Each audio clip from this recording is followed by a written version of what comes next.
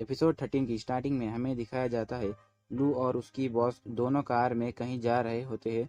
लू की boss car चला रही होती है। लू अपने बॉस को कहता है, हम क्या करने वाले हैं।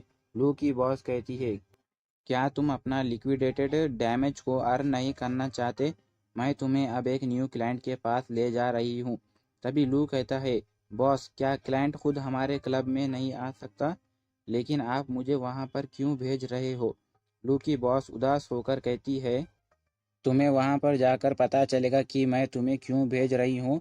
थोड़ी देर बाद वो एक हॉस्पिटल के सामने रुक जाते हैं जिसका नाम किंग शैन हॉस्पिटल होता है। लू कहता है, ये जो क्लाइंट है क्या वो इस हॉस्पिटल की कोई बड़ी डॉक्टर है या फिर नर्स है? और उन लोगों को बहुत मेंटल पेशेंट को संभालना पड़ता है ना रोज़ाना। लू की ये बात सुनकर लेडी बॉस कहती है, यहाँ पर तुम्हारी क्लाइंट ना ही कोई डॉक्टर है और ना ही कोई नर्स है, वो बल्कि एक पेशेंट है। बॉस की ये बात सुनकर लू कहता है, यहाँ के गार्जियन के परमिशन के बिना काम करना मुमकिन नहीं नामुमकिन है। और क्या हम पेशेंट्स को सर्विस दे सकते हैं? लू की ये बात सुनकर बॉस कहती है, ये जो पेशेंट है वो मेरी बहन है और सिर्फ मैं ही उसकी एक गार्जियन हूँ। नेक्स्ट सीन में लू और उसकी बॉस बात करते हुए हॉस्पिटल के अंदर आ जाते हैं। वहाँ से एक नर्स आती है और कहती है, मिस वांग, क्या आप आपके बहन को फिर से मिलने आए हैं?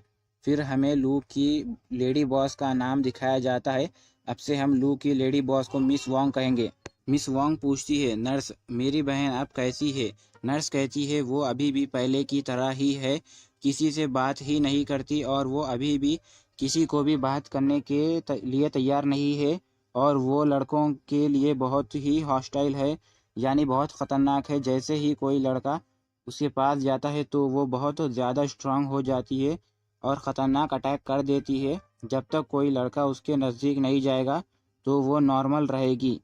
ये बोलकर वो नर्स मिस वांग और लू को उसकी बहन के पास लाती है।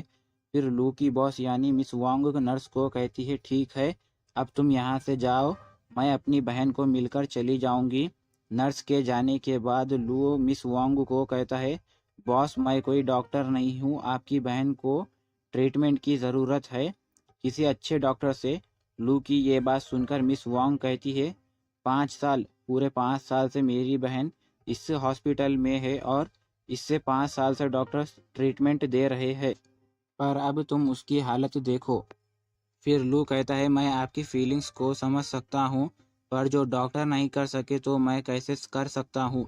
लू की बात सुनकर मिस वांग कहती है, मैं जब ठीक से नहीं सोई थी, पर जैसे ही तुमने मुझे मसाज किया तो मैं सो गई थी। मैं तुमसे ऐसी उम्मीद नहीं कर रही हूँ कि तुम इसे ठीक ही कर दोगे, पर जब तक तुम उससे ठीक से सुला दोगे मुझे अच्छा लगेगा। फिर लू कहता है, अगर आप इतना कह रहे हैं तो मैं पूरी कोशिश करूँगा। मगर आपने सुना ना नर्स ने क्या कहा, जब भी वो लड़का देखती है वह बहुत ख़तरनाक हो जाती है। जब वो गुस्से में होगी तब मैं उसे कैसे मसाज करूँगा? मिस वांग कहती है, मैं अपनी बहन को अट्रैक्शन अपने तरफ करने पर मजबूर कर दूंगी। जैसे ही वो मुझसे बात करने लगेगी तब तुम जाकर पीछे से उसे मसाज स्टार्ट करना। कुछ देर बाद लू की बॉस उसकी बहन के पास जाती है और कहती है, टिंग टोंग, मैं फिर से आ गई तुम्हें देखने। और फिर मिस वांग टिंग टोंग के सामने बैठ जाती है और कहती है, टिंग टोंग तुम चिंता मत करो, मैं कभी भी हार नहीं मानूंगी जब तक तुम्हें ठीक करने के लिए कोई दवाई ना ढूंढ लूँ। तुम यहाँ पर स्ट्रांग बने रहना, कभी भी हार मत मानना। ये सब बोलकर मिस वांग टिंग टिंग का अट्रैक्शन अपने तरफ करने लगती है। और फिर लू मौका देखकर जैसे ही अंदर जा रहा होता है तभी टिंग टिंग टिंग लू को देखकर गुस्सा हो जाती है। तभी मिस वांग टिंग टिंग को अपने गले लगाकर कहती है, तुम्हें डरने की कोई ज़रूरत नहीं है, मैं यहीं पर हूँ तुम्हें प्रोटेक्ट करने के लिए। अचानक टिंग टिंग मिस वांग के खांधे पर काट देती है। लू मौका देकर अपने हाथों में स्पेशल एनर्जी को लाकर टिंग टिंग के सिर पर रख देता है।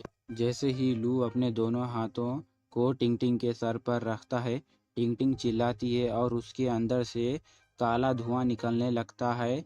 लू कहता है, अरे यार ये काला धुआं क्या है? तभी सीसी बाहर निकल कर आती है और लू को कहती है, मास्टर ये जो एनर्जी है ये सकबस का एनर्जी है। लू हैरान होकर बोलता है, ये सकबस क्या है, ये क्या होता है? तभी सीसी लू को समझाते हुए बोलती है, सकबस एक डिमोनिक क्रिएचर होता है जो हम ह्यूमन के स्पिरिट को खाता है। ये हमारे फ्लावर्स क्लैन के मॉर्शल एनिमी है, मतलब ये हमारे जान का दुश्मन है।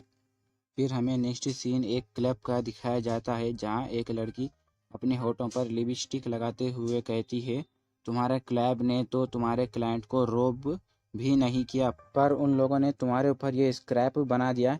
तभी लियोन उस लड़की को कहता है, प्लीज़ मेरी मदद करो मेरे फेस पर से ये निशान हटाने के लिए।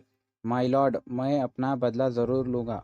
जैसा कि आप सभी जानते हैं, ये उसके चेहरे पर वो निशान है जब वो लू को फंसाने गया था, पर मिस मैरी के बॉयफ्रेंड ने इसके मुंह पर ये सब स्क्रैप नाइफ से लगा दिया था। फिर वो लड़की कहती है, ठीक है मैं तुम्हारी मदद करूंगी बोलकर वो लियोन के चेहरे पर हाथ लगाती है और फिर वो उसे किस करते हुए उसकी स्पिरिचुअल एनर्जी को खींच लेती है और तभी लियोन वहाँ पर मर जाता है। तभी वो लड़की कहती है, मेरे यहाँ पर लूजर्स के लिए सिर्फ एक ही सज़ा है, वो है मौत। तुम्हें तुम्हारे स्कैर्स से छुटकारा मिल गया, रेस्ट इन पीस। तभी वो चल के जा रही होती है और अपने मन में कहती है, क्या ऐसा कोई लड़का है जो लियोन से ज़्यादा पॉपुलर हो सकता है? मैं कभी भी ये पार्टी मिस नहीं कर सकती। अब बहुत मज़ा आएगा। गाइस, आप लोगों को क्या लगता है कि यही सकबस है? कमेंट सेक्शन में ज़रूर बताना। वीडियो अच्छी लगी हो तो लाइक कर देना और चैनल पर नए हो तो सब्सक्राइब कर देना।